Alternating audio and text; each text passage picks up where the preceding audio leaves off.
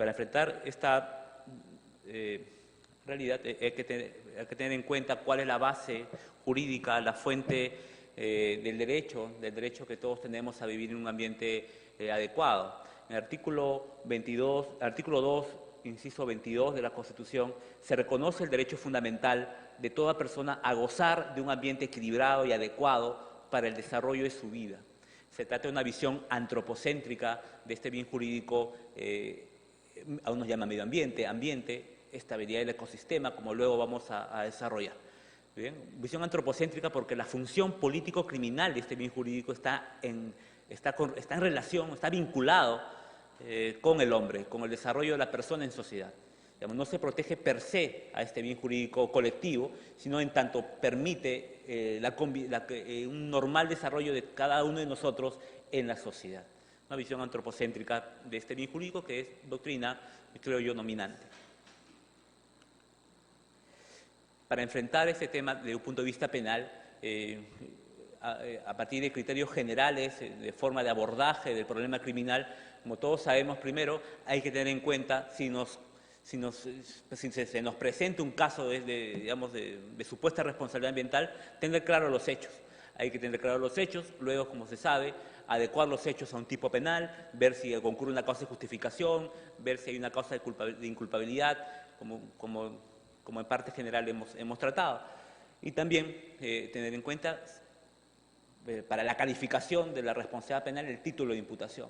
Saber si ante un supuesto de responsabilidad penal ambiental, si es que es posible atribuir a esta persona la calidad de autor o de partícipe, cómplice o instigador. Y si es un probable autor, es un autor directo, es un coautor, es un autor mediato. Son temas que en sí son parte de una perspectiva general del derecho penal, sin embargo es bueno tenerlo en consideración, como también el grado de ejecución del delito, porque en el caso del delito de contaminación ambiental del 304, desde mi punto de vista, es un delito de resultado lesivo, por tanto, permite la tentativa. Vamos a ver con algunos ejemplos en esta sesión. Primero veamos el tipo penal. Veamos el tipo penal, el de contaminación ambiental, que va a ser materia de esta sesión. Este delito se regula en el artículo 304 del Código Penal.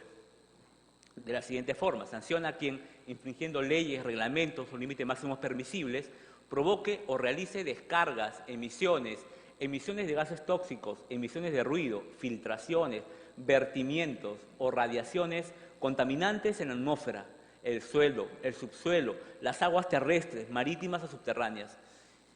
Entonces, el contexto típico se incluye también el verbo rector, provocar o realizar estos actos de contaminación. Y en cuanto a resultados, indica el legislador lo siguiente: ello debe causar, que cause o pueda causar perjuicio, que cause o pueda causar perjuicio. Un tema, sin lugar a dudas, controvertido, ¿no? ¿Cómo vamos a sancionar con la misma pena, por lo menos a través, incluido en el mismo artículo, una conducta de peligro y de lesión a la vez, ¿no? Que pueda causar o que cause un perjuicio al ambiente, ¿no? Es como si en el homicidio se dijera, se sanciona a quien mata o quien haya podido matar a otro, ¿no? Entonces, es controvertido y es cuestionable, ya adelantando la opinión, ¿no? Que cause o pueda causar perjuicio, alteración o daño grave al ambiente o sus componentes, la calidad ambiental o la salud ambiental, según la calificación reglamentaria de la autoridad ambiental, ¿no? Entonces, se requiere para la configuración del tipo también la presencia de una decisión de la autoridad, en este caso ambiental, y va a depender del sector, ¿no? Para poder determinar quién es la autoridad competente para emitir su opinión. Y sanciona con una pena de 4 a 6 años la modalidad dolosa, y este tipo también admite la modalidad culposa. Supone una pena no mayor de 3 años, ¿no? Y de acuerdo al artículo 29 del Código Penal, el mínimo sería de 2 días, entre 2 días y 3 años en la modalidad culposa, sin perjuicio de las penas de prestación o de servicios comunitarios como, digamos, esa pena alternativa. Veamos el sujeto activo de este delito, el de contaminación ambiental. Se trata de un delito común, El delito común supone que cualquiera, ¿no? Cualquiera puede conocer, es decir, que el legislador no exige, en cuanto al sujeto activo, una cualidad especial para cometer el delito, que comúnmente se cometen a través de personas jurídicas, a través de empresas, pero eso no quiere decir que el legislador haya considerado que, digamos, exigir una cualidad especial en el autor. Se trata de un delito común, cualquiera puede cometerlo. Y hay un tema, me parece importante en torno a la evaluación del sujeto activo en este delito. Me refiero a lo establecido en el artículo 314-A del Código Penal. En el 314-A hace alusión a la responsabilidad de los representantes legales de las personas jurídicas, cuando a través de ellas se cometen actos, por ejemplo, de contaminación ambiental.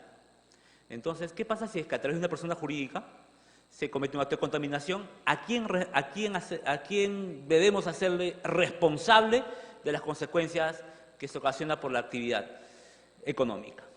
Bien, de acuerdo al 314-A, se dice que los representantes legales de las personas jurídicas, dentro de cuya actividad se cometan los delitos previstos en este título, entre ellos el de contaminación ambiental, serán responsables penalmente de acuerdo con las reglas establecidas en los artículos 23 y 27 del Código Penal. Este artículo es importante, dije hace un momento, además porque en la práctica algunas autoridades consideran, bueno, esto es suficiente para que cualquier acto de un supuesto, de una supuesta realización de un hecho de contaminación ambiental, suficiente para decir, vamos hacia el representante legal, generalmente vamos hacia el gerente general de la persona jurídica, y a esa persona hay que atribuirle una supuesta responsabilidad. ¿Por qué? Porque el 314 lo permite, ¿no? Y el 314 lo permite. Señores, desde mi punto de vista, esa es una errónea interpretación. Una errónea interpretación. En primer lugar, porque nuestro sistema jurídico, que parte de una concepción de derecho penal liberal, fundado en la culpabilidad, y una culpabilidad por el acto, no por lo que es, sino por lo que hizo, no puede legitimar medidas como las que acabo de mencionar, de iniciar una investigación por el solo hecho de ser gerente general. Sino habría que justificar que esta persona hizo alguna conducta, aquella que precisamente sanciona por ejemplo, el 304 del Código Penal, delito de contaminación ambiental, o por omisión, no hizo lo que debía de hacer. Debería explicarse, motivarse, aún en etapa preliminar, de modo inicial, es cierto, pero de motivarse de cara a una investigación. Pero de entrada, no puede calificarse a esta persona como supuesto responsable por el solo hecho de ser gerente general. Estaríamos atentando con el principio de responsabilidad penal por el hecho. Se le estaría investigando por lo que es y no por lo que supuestamente hizo. ¿Qué debería hacerse en torno a este tema? Creo que los fiscales deberían pedir a los gerentes, por ejemplo, generales o algún otro, a una autoridad dentro de la persona jurídica, pedirle información respecto a quiénes serían las personas encargadas de administrar la persona jurídica en ese ámbito y en esa actividad, ¿no? ¿Quiénes serían las personas encargadas? Y no asumir a estas personas, a los gerentes generales o a una otra autoridad de la persona jurídica como ya supuesto responsable. En la práctica a veces ocurre que no solamente se incluya un gerente general, sino también algún integrante del directorio. Puede que estos directores de una persona jurídica, pongamos en el caso de una empresa minera que tenga su sede principal en Canadá, como ha ocurrido en la realidad, llamen a declarar como supuesto responsable de un delito a un director que vive en Canadá y que es francés, por un hecho ocurrido en el interior del país, donde no tiene ni idea de lo que habría ocurrido, pero lo llaman a declarar para que brinde su manifestación sobre lo que es objeto de investigación. Eso tampoco colabora, tampoco coadyuva, ese tipo de actividades no coadyuvan en una eficiente administración de justicia, también en la eficiente gestión de un despacho, por ejemplo, fiscal. También el derecho penal nos ayuda también a economizar este tipo de actividades que resultan innecesarias de cara a la investigación. Creo que hay que estar atentos a ello y en todo caso, discutirlo si ustedes lo consideran necesario. En el 314-A nos indica además que serán responsables penalmente de acuerdo con las reglas establecidas en los artículos 23 y 27 del Código Penal. En el artículo 23 del Código Penal, como se sabe, se regulan las formas de autoría. La autoría puede ser comúnmente conocido, la autoría directa, la coautoría y la autoría mediata. Son las formas de autoría. Y de acuerdo a la posición dominante de la doctrina y también a nivel jurisprudencial, la teoría que fundamenta la imputación como autor a una persona es la del dominio del hecho. El agente controla el hecho, es el señor del hecho y el hecho le pertenece a él, ¿no? Tesis que tiene una base finalista, y que aún con el funcionalismo la jurisprudencia mantiene como un criterio para establecer la responsabilidad penal, el dominio del hecho. Por tanto, el artículo 23, basado en una interpretación según la teoría finalista del dominio del hecho, no abandona lo fáctico, no abandona el control que tiene que tener el agente sobre el hecho. Por ello, si es que el propio artículo 314A del Código nos dice que será responsable el representante legal de la persona jurídica en virtud del artículo 23, entonces no basta con ser representante legal, sino que tenga el dominio del hecho. En el caso de autoría directa, codominio del hecho en caso de coautoría, o un dominio de la voluntad en el caso de la autoría mediata. ¿Bien? El propio artículo, es más, permite racionalizar el ejercicio del poder penal, nada más que algunas autoridades no ven esta última parte, lo cual es criticable, como dije hace un momento. Ahora, el legislador, creo yo, se equivoca al mencionar el artículo 27 del Código Penal. ¿Qué se indica en el artículo 27 del Código?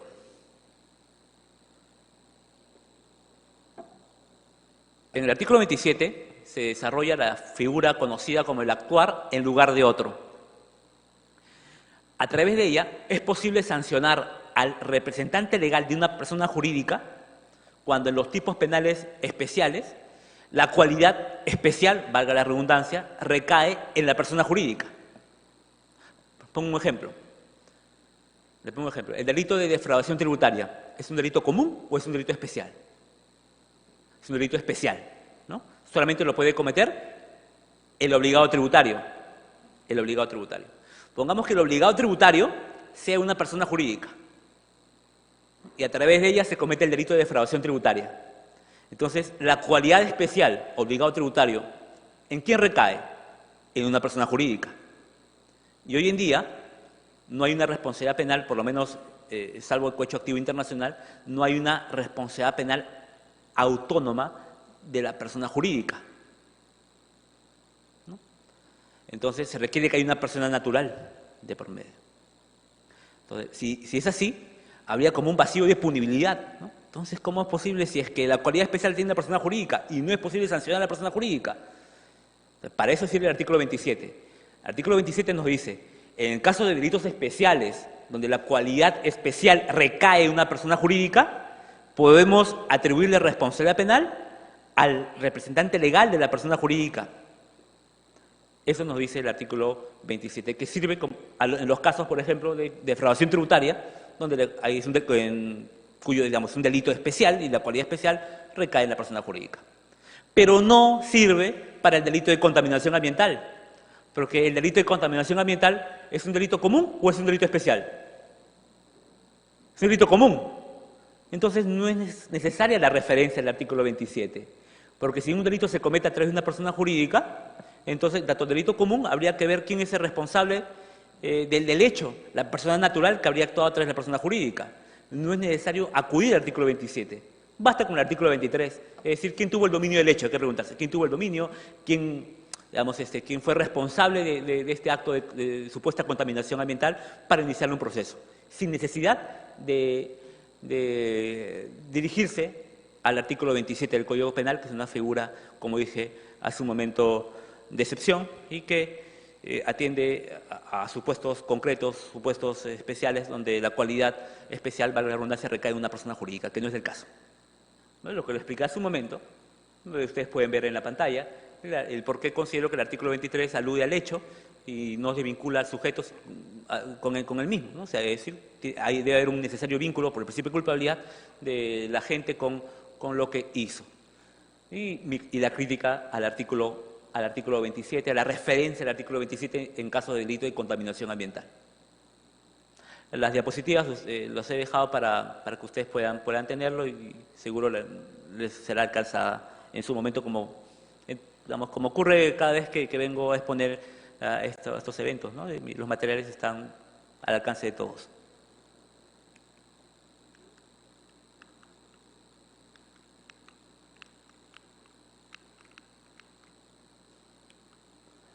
Es un caso real, en el que, por ejemplo, a un gerente general de una empresa minera se le procesó en base al siguiente argumento, ¿no? Este solo párrafo justificó, en el lenguaje del viejo código, el inicio de una instrucción por un supuesto delito de contaminación ambiental. Al gerente general porque la actividad económica de la persona jurídica provocó un supuesto acto de contaminación, ¿sí?, al haberse superado los límites máximos permisibles del parámetro pH de la fuente correspondiente a la planta de tratamiento de aguas industriales, y se superó en los límites, el límite era 9, se superó 9.4, 9.1, 9.1, es decir, 0.4, 0.1, 0.1. ¿No? Nada más, pero ustedes pueden advertir en este párrafo alguna conducta que haya realizado el gerente que amerite la instrucción. O sea, ¿qué es lo que hizo? ¿Se explica? ¿O qué es lo que dejó de hacer debiendo hacerlo? ¿Se explica? Se indica solamente el resultado, ¿no? O el supuesto resultado, que se superó los límites máximos permisibles. Es como si se explicaría que hubo un muerto, supuestamente, pero no se explica quién lo mató, o cómo lo mató, qué es lo que hizo, o dejó de hacer para ocasionar ese resultado. Lo mismo, no basta con describir un supuesto resultado, es necesario conectarlo con un comportamiento, para establecer, entre otras cosas, este enlace normativo que es bastante conocido hoy en día como la imputación objetiva, ¿no? Y que va de la mano con el principio de legalidad, culpabilidad, de responsabilidad penal por el hecho. Y eso no se tomó en cuenta en la decisión de esta autoridad. En provincia fue el caso, ¿no? Pues es criticable.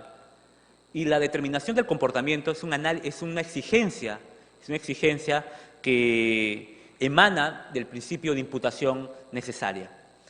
El principio de imputación necesaria conlleva que si a alguien le van a atribuir una supuesta responsabilidad, tiene que describirse correctamente el hecho, de manera suficiente, ver un correcto ejercicio también de subsunción y con las pruebas que fundamenten la imputación, ¿no? Primero, describirse, individualizarse el hecho, qué es lo que supuestamente hizo esta persona. Y es una exigencia que, por ejemplo, ya la Corte Suprema, en un recurso de nulidad, estableció como ejecutoria vinculante, ¿no? Como precedente vinculante, disculpen, que deba describirse de manera suficiente, individualizarse el hecho en el recurso de nulidad número 956-2011 Ucayali, ¿no? En un caso donde habían varios imputados, no se realizó un correcto ejercicio de subsunción, no se individualizó, disculpen, el hecho, se afectó el principio de imputación necesaria. Muy bien. Y que aquella decisión, aquel acto procesal que afecta el principio de imputación necesaria, la consecuencia debería ser la nulidad del mismo.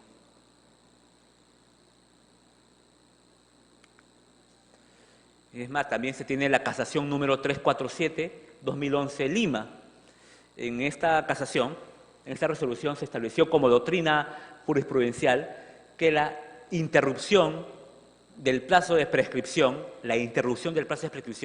aquella que emana el artículo 83 del Código Penal, como se sabe, y que se funda en una actividad del Ministerio Público, solamente se llevará a cabo cuando el Ministerio Público haya realizado una imputación válida. Es decir, cualquier acto del Ministerio Público no interrumpe el plazo de prescripción de la acción penal. No basta con que el Ministerio Público haya iniciado una investigación, por ejemplo, para interrumpir el plazo de prescripción de la acción penal, sino es necesario que este acto del Ministerio Público conlleve una imputación válida. Desde mi punto de vista debe entenderse como el respeto por parte del Ministerio Público a la imputación necesaria, ¿no? De esta manera, si el Ministerio Público, por ejemplo, inicia diligencias preliminares contra los que resulten responsables, tal actividad no interrumpirá el plazo ordinario de prescripción de la acción penal. ¿No? Es cierto, el Ministerio Público a nivel preliminar tal vez no sabe quiénes, digamos, puede que en algunos casos no sepa quiénes serían los supuestos responsables de un hecho criminal y puede iniciar una investigación preliminar. Es legítimo, no negamos eso. Lo que sí afirmamos es que ese acto del Ministerio Público de iniciar una investigación contra los que resulten responsables no va a interrumpir el plazo de prescripción de la acción penal. ¿Por qué? Porque en ese momento, cuando el fiscal inicia diligencias preliminares contra los que resulten responsables, no está realizando un juicio de imputación, no está atribuyéndole a nadie un supuesto comportamiento, porque está, digamos, una imputación genérica, ¿no?, contra los que resulten responsables. No hay una imputación todavía. ¿Qué es imputar? Imputar es atribuirle a una persona concreta un supuesto comportamiento. Ese es imputar. ¿No? Más a fondo, no solamente atribuirle, sino darle un significado a ese comportamiento. Por ejemplo, si es que alguien levanta la mano en este momento, yo digo, este señor está levantando la mano, no estoy imputando. Pero si yo dijera, este señor quiere intervenir en la conferencia, estoy imputándole un comportamiento, porque estoy dándole un significado a ese comportamiento. Además, un comportamiento que está individualizado. Sabemos quién lo ha hecho, en qué momento lo hizo y dónde lo hizo. Tener claro el hecho y darle un significado a ese hecho. ¿Okay? Entonces, si es que se inician diligencias preliminares contra los que resulten responsables, no estamos imputando, ¿no? No se sabe a quién le está atribuyendo el supuesto hecho. Ese acto, que puede, repito, que puede legitimar una investigación preliminar, no está en discusión eso. Lo que está en discusión es que si este acto interrumpe o no interrumpe. Desde mi punto de vista, no interrumpe el plazo de prescripción de la acción penal, porque no supone una imputación válida, de acuerdo a los lineamientos que se extraen de la casación 347-2011 Lima.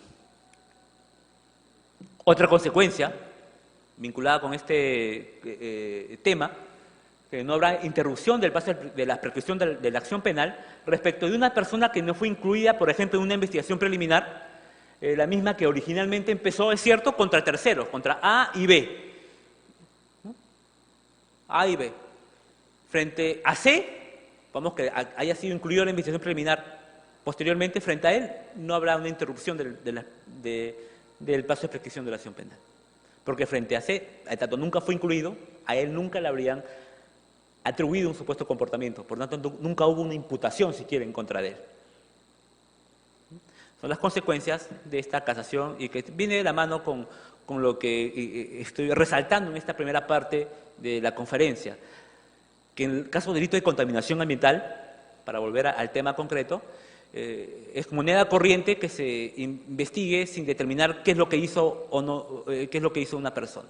Y eso debe ser descartado o cuestionado. En cuanto al comportamiento típico del delito de contaminación ambiental, el agente debe haber provocado o realizado descargas, emisiones de gases tóxicos, emisiones de ruido, filtraciones, vertimientos o radiaciones contaminantes en la atmósfera, el suelo, el subsuelo, las aguas terrestres, marítimas o subterráneas. Haber provocado o haber realizado. Provocar supone, desde mi punto de vista, haber creado las condiciones para que estos actos, es decir, de vertimientos, emisiones, entre otros, se produzcan, ¿no? Crear las condiciones, el provocar, ¿no? El de realizar conlleva un acto, digamos, de propia mano, el haber ejecutado el hecho desvalorado, el realizado el acto de emisión, el acto de vertimiento, entre otros. Solo así podemos distinguir ambos verbos rectores del delito de contaminación ambiental: provocar o realizar. Ahora bien, ambas conductas, provocar, realizar, sobre todo cuando se refiere a provocar, ¿no?, puede cometerse ya sea por acción como por omisión. Y cuando hablamos de omisión, tenemos que hacer referencia a la conocida figura de la omisión impropia. regulada en el artículo 13 del Código Penal. ¿Qué significa la omisión impropia? Que a una persona se le puede sancionar por haberse ocasionado un resultado, en tanto esta persona tuvo el deber de evitar ese resultado, es decir, tuvo la posición de garante, frente a este hecho. Entonces, además se cumplen otros requisitos que voy a mencionar ahora, ¿no? En resumen, esos son los alcances del artículo 13 del Código Penal. La atribución de una responsabilidad teniendo el deber de evitación del resultado. ¿Bien? Podría este caso, en el caso de la omisión impropia, tenerse en cuenta estos requisitos que la doctrina ha desarrollado para esta figura regulada en el artículo 13. Primero, para aplicar este artículo, el 13, ¿no?, que no solamente se puede poner en práctica en caso de contaminación ambiental, sino en cualquier otro delito de resultado lesivo, por ejemplo, homicidio, ¿no?, lesiones. Primero debe advertirse que se presente una situación típica, es decir, una situación que obligue a esta persona a actuar, ¿no?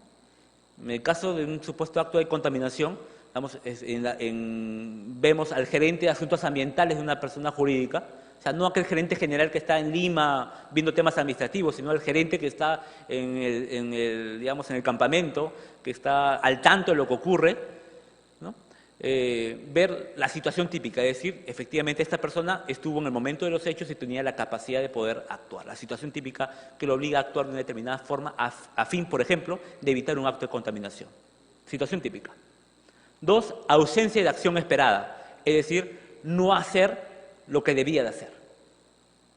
No estamos hablando de una ausencia de acción en términos fenomenológicos, digamos, entendido como una inactividad física, me quedé parado, no, sino el no haber hecho lo que debía de hacer, ¿no? Una visión normativa del concepto de acción. La capacidad personal para cumplir con el mandato. Habría que analizar en el caso concreto, por ejemplo, si este gerente de asuntos ambientales, por ejemplo, estuvo el día de los hechos, o tuvo posibilidad de comunicarse para evitar el resultado, que tal estuvo lejos y no había señal telefónica para hablar con el subordinado a fin de evitar el resultado. O sea, ver si tuvo la capacidad personal para evitar el resultado. También habría que analizar esto, ¿no? El deber de garante. El deber de garante, en tanto esta persona asume el control de una fuente de riesgo, el gerente por su posición, claro, no todo gerente en una empresa es responsable, habría que ver según el organigrama, por eso les mencioné al inicio que el gerente general informa al Ministerio Público cuál es el organigrama, cómo está distribuidas las competencias, los roles, para saber a quiénes se le puede extender este deber de garantía, ¿no?, que es tan importante en estos casos, ¿no? ¿Quién tuvo el rol de evitar? ¿No? ¿El gerente de recursos humanos? No, pues no es su responsabilidad, no forma parte de su rol el evitar resultados digamos, que afecten el ambiente. Algunos otros autoridades dentro de la empresa podrían ser responsables por la posición de garante, por el deber de control que deberían tener dentro de la empresa. El deber de garante. Y por último, el de resultado, ¿no? Todo delito de omisión impropia ocasiona un resultado, un efecto externo a la conducta, en este caso una conducta omisiva. Todas estas cosas, creo yo, aún a nivel preliminar, sobre todo cuando se inicia una investigación preparatoria, deberían explicarse. No solamente por una, digamos, si es que se le va a investigar a alguien un supuesto delito de contaminación ambiental por haber omitido un comportamiento. Debe explicarse de cara a este principio de legalidad, sino también al derecho de defensa, para que esta persona pueda defenderse de aquella imputación y saber si que los criterios que se utilizan para atribuirle responsabilidad son razonables.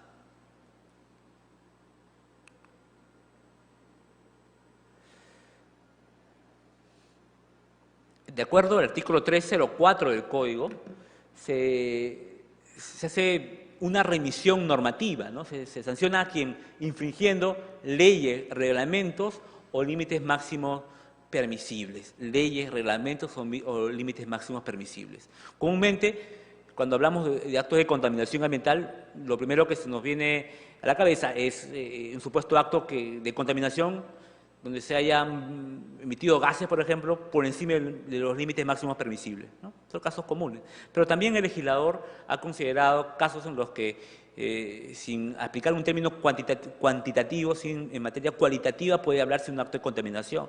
Por ejemplo, si es que no se cumplen con los programas de adecuación medioambiental y a partir de ellos se ocasiona un daño grave al ambiente, ¿no? Que se exigen a través de reglamentos, dependiendo del sector. Entonces, no solamente se hace referencia a límites máximos permisibles, sino también a leyes y reglamentos, digamos, o las obligaciones que se extraen de este tipo de normas.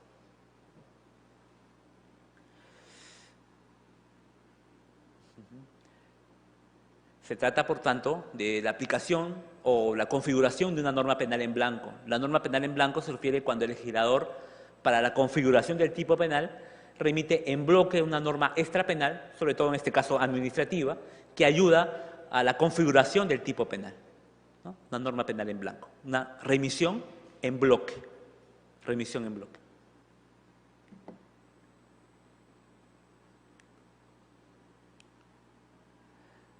En el tipo penal de contaminación no solamente hay normas penales en blanco, sino también elementos normativos del tipo.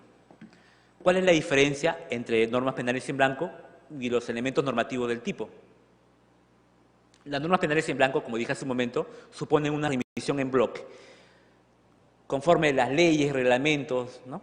Nos está remitiendo a una normativa extrapenal, norma penal en blanco. ¿Qué se entiende por elemento normativo del tipo? Supone una remisión interpretativa, a veces explícita, a veces tácita, sobre todo tácita en gran parte de los casos del derecho penal económico. Remisión interpretativa. Dicho en palabras coloquiales, es cuando nos topamos con un artículo del Código Penal y nos hacemos la pregunta, ¿qué significa esto? Por ejemplo, el delito de insolvencia fraudulenta, ¿no? ¿Qué es insolvencia? El término insolvencia es un elemento normativo del tipo. Para poder entender qué es insolvencia, en materia financiera, vamos a la ley de banca. Y a partir de allí, en el glosario, podemos saber qué se entiende por insolvencia. Entonces, el término insolvencia constituye un elemento normativo del tipo penal, porque se requiere una remisión interpretativa para poder alcanzar su significado. Y eso no solamente en materia penal económica, derecho penal económico, en materia de contaminación ambiental, sino también en otros casos, por ejemplo, que todos conocemos, delitos funcionariales. ¿Qué es funcionario público? El concepto de funcionario público es un elemento normativo del tipo. Esta vez, para poder comprender qué es funcionario público, acudimos a una norma no extrapenal, sino penal, al artículo 425 del Código Penal, ¿no? Es un elemento normativo del tipo, ¿no? A veces existen normas extrapenales que permiten al intérprete saber el significado de estos conceptos, pero otras veces no. Es finalmente el legislador, disculpe, el juzgador, quien, por su criterio razonable que tiene, digamos, pueda darle un significado a un determinado elemento normativo de un tipo. Por ejemplo, en el delito de actos obscenos, ¿no? ¿Qué es lo obsceno? Obsceno, una palabra, es un elemento normativo, pero existe una norma extrapenal que nos diga qué es lo obsceno, ¿no? Va a depender, en este caso, del criterio que tiene que ser razonable del juzgador. Un criterio que debe ser, desde mi punto de vista, aplicado de acuerdo al momento, de acuerdo al espacio donde se habría realizado el hecho supuestamente delictivo. Entonces, volviendo al tema de contaminación ambiental, estamos hablando que no solamente hay elementos, normas penales en blanco, sino también está plagado de elementos. Otro de los problemas prácticos que uno puede extraer de la configuración del comportamiento típico del delito de contaminación ambiental hace referencia a los límites máximos permisibles. ¿Quién determina los límites máximos permisibles? Lo determina la autoridad, la autoridad generalmente administrativa, y va a depender del sector, ¿no? Del sector donde se realiza el comportamiento supuestamente delictivo, para evaluar si es que se ha superado o no aquel límite